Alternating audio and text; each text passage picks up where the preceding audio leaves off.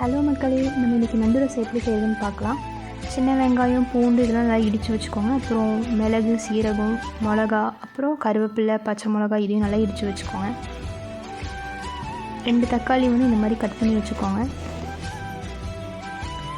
அப்புறம் நண்டை நல்லா இடித்து அதில் மஞ்சத்தூள் போட்டு வச்சுக்கோங்க. புளி தண்ணி கரைச்சி வச்சுக்கோங்க. அப்புறம் ஒரு குக்கரில் எண்ணெய் ஊற்றிக்கோங்க. நாங்கள் நல்லெண்ணெய் தான் ஊற்றிருக்கோம். அப்புறம் கொஞ்சம் கடுகு ஆட் பண்ணிக்கோங்க. அதில்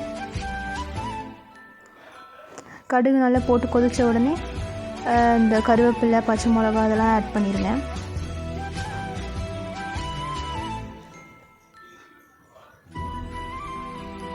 அப்புறம் நம்ம இடித்து வச்ச வெங்காயம் அதில் போட்டுக்கலாம்.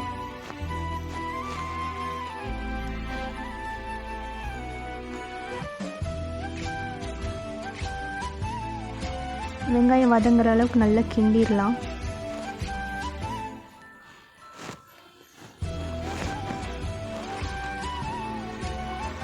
கிண்டினதுக்கப்புறம் நம்ம அங்கே பூண்டில் இடித்து வச்சுருந்தாலும் அந்த பூண்டையும் நம்ம அதில் போட்டுக்கலாம்.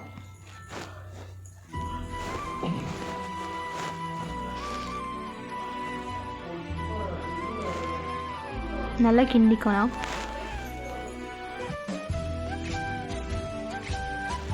நல்லா வதங்கினதுக்கப்புறம் நம்ம நறுக்கி வச்ச தக்காளியை அதில் ஆட் பண்ணி நல்லா கிண்டிக்கலாம்.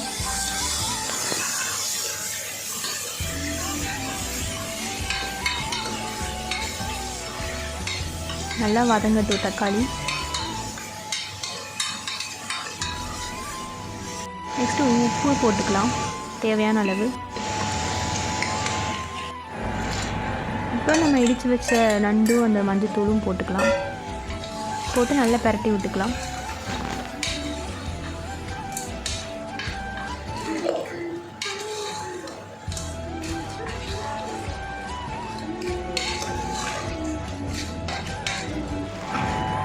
அப்புறம் கொஞ்சம் தண்ணி ஊற்றி அதை நல்லா வேக விடலாம். அப்புறம் நம்ம கரைச்சி வச்ச புளி தண்ணியும் நம்ம அதில் ஊற்றிக்கலாம். ஊற்றினதுக்கப்புறம் நல்லா இப்படி கலக்கி விடணும்.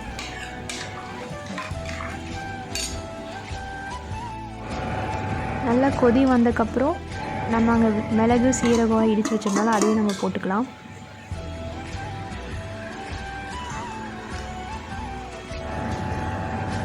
அப்புறம் கடைசியாக கொத்தமல்லியை போட்டு கொதிக்க விட்டு இறக்கிடலாம்.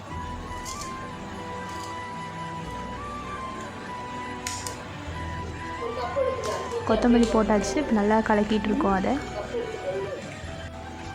அவ்வளோதான், நம்ம இறக்கியாச்சு கீழே. இப்போ நம்ம சர்வ் பண்ணுறதுக்கு ரெடி.